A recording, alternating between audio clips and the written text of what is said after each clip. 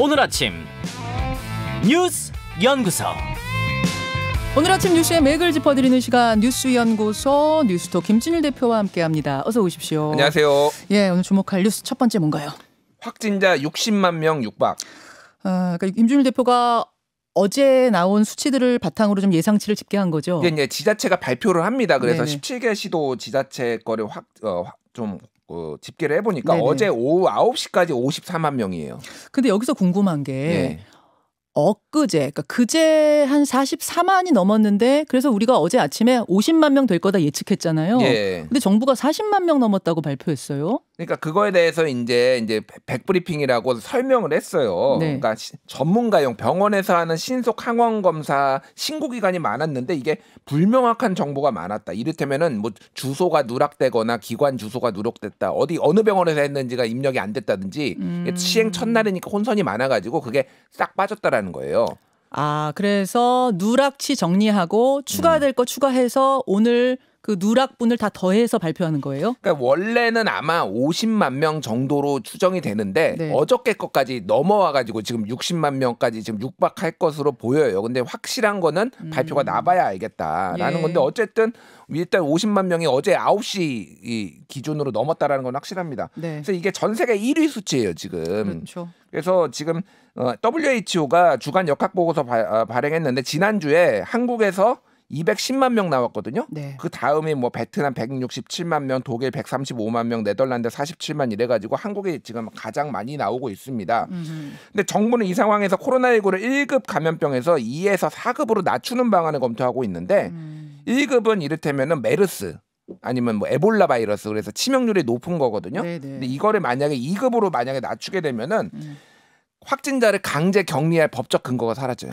아, 그래요? 예. 근데 지금 이거 낮춘다는 건 그럼 이제는 뭐 특별한 격리 조치를 안 하겠다는 사인인가요? 그러면은 사회적 거리두기 다 해제한다라는 건데 그거 당장 낮추는 건 아닌데 어쨌든 예. 빠르면 이달 안에 낮출 수도 있다. 그리고 그렇군요. 치료비도 지금은 정부가 부담하거든요. 네. 그거를 이제 개인이 부담합니다. 그렇게 되면. 그렇게 되는군요. 자, 오늘 발표를 여러분 보십시오. 하면 60만 명 가까이 될 것 같습니다. 두 번째 뉴스요. 회동 전격 취소 후폭풍. 어제 저희가 생방송하는 중에 들어왔던 소식이죠. 문재인 대통령과 윤석열 당선자의 청와대 회동 무산.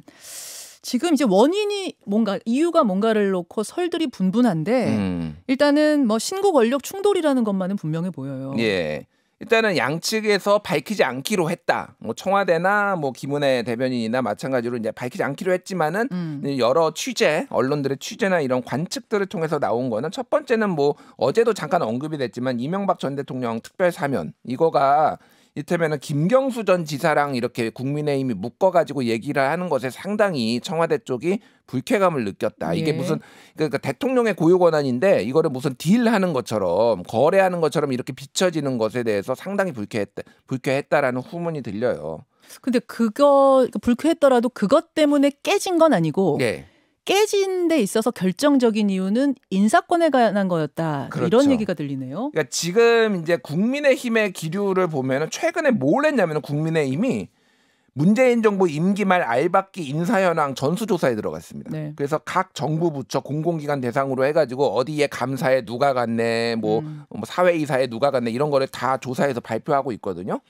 근데 어쨌든 이거는 인사권은 대통령이나 이 현 정부에 있는 건데 이거에 대해서 상당히 지금 문재인 정부가 불쾌해하고 있다라는 얘기가 들려요. 그리고 또 하나는 이제 핵심적인 게 지금 이달 말에 이주열 한국은행 총재 임기가 종료됩니다. 한국은행 총재. 예, 한은 총재는 아시다시피 이제 경제 정책에 네. 대해서는 이제 기재부가 경제 정책을 한다라면은 통화 정책은 하느냐고 하잖아요. 그렇죠. 굉장히 중요하고 독립성이 중요하지만은 정부하고 호흡을 어느 정도 맞춰야 되는 뭐 이런 것들이 있어요. 그러니까 요번에 새로 임기를 시작하는 그 총재는 임기 4년이니까 4년이에요. 4년을 가는 거네요. 근데 지금 인사권이 문재인 대통령한테 있습니다. 그렇죠. 근데 이거에 대해서 사실은 처음에는 윤석열 당선인 측하고 조율을 할 것이다라는 얘기가 나왔는데 네. 지금은 문재인 정부가 지금 문재인 대통령이 임명을 할 것이다. 이런 기류 쪽으로 좀 바뀌었다고 그래요. 예, 예. 그러니까 이거에 대해서 강하게 문제 제기를 했다. 윤석열 당선인 측이.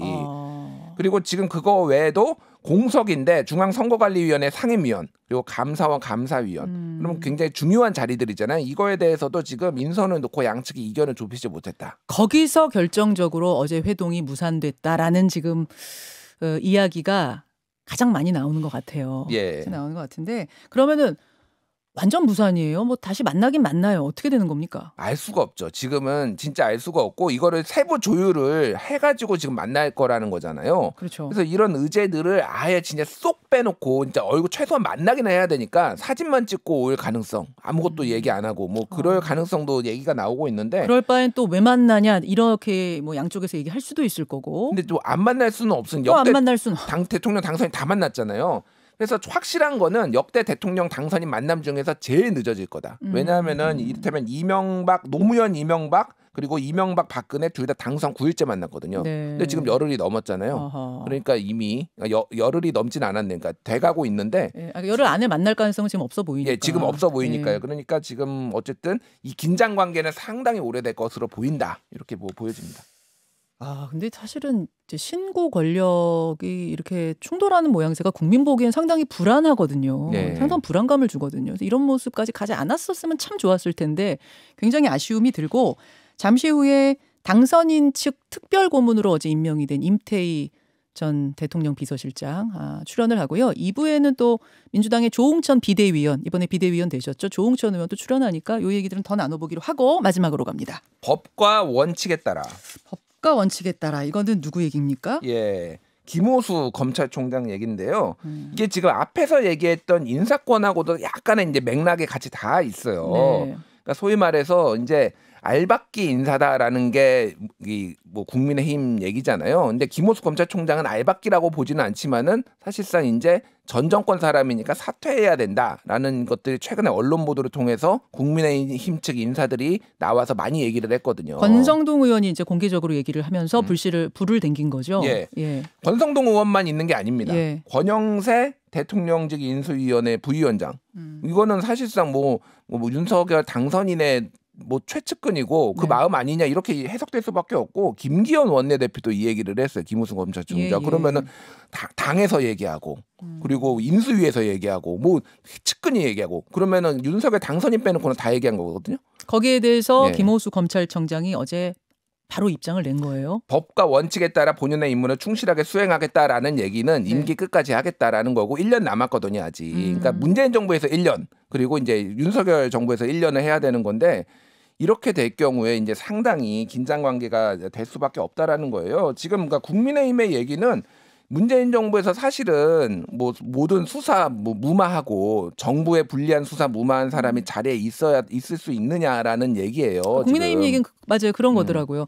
지금 대통령이 되고 나서 갑자기 주장하는 게 아니라 그 전부터 대장동 수사하고 이럴 때 계속 이른바 수사 뭉개기 하는 것 같아서 그때도 그만두라고 했었다. 뭐 이렇게 이제 얘기하는 거고 또 김호수 총장 측 입장에서는 이거 그 압박하는 거 아니냐. 그토록 윤석열 전 검찰총장이 싫어하던 검찰 압박하게 하는 거 아니냐.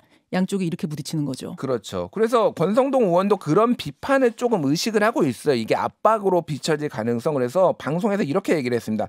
윤석열 당선인은 사퇴를 압박하거나 종용하지는 않을 것이다 라고 했지만은 본인이 얘기를 해서 뭐 본인이 이제 이 지금과 같은 행태를 반복한다면 본인 스스로 거취를 결정해야 된다라고 얘기를 했어요. 그러면은 권성동 의원은 뭐 윤핵관 오브 윤핵관으로 분류가 되잖아요. 그러니까 최측근으로 분류가 되는데 이거는 사실상 윤석열 당선인의 마음이 아니냐 이제 이런 해석들이 지금 나오는 거죠. 그러니까. 자, 어제 하루 동안 뭐 일이 굉장히 많았네요. 굉장히 급박하게 돌아가는 판을 김준일 기자가 읽어주셨습니다. 민주당에서는 일단은 예. 이거는 지금 점령군 행사를 하고 있다라고 여러 의원들이 비판을 하고 있어요. 그래서 한쪽에서는 알박기, 한쪽에서는 점령군 행사. 이게 지금 충돌하고 여야 협치도 약간 흔들리는 그런 상황입니다. 여기까지 수고하셨습니다. 감사합니다. 김현정의 뉴스쇼는 청취자 여러분의 참여로 이루어집니다. 트위터, 페이스북, 레인보우 게시판 그리고 단문 50원, 장문 100원의 유료 문자 샵 1212, 우물정 1212 통해 참여하실 수 있습니다. 김현정의 뉴스쇼 여러분과 함께 만듭니다.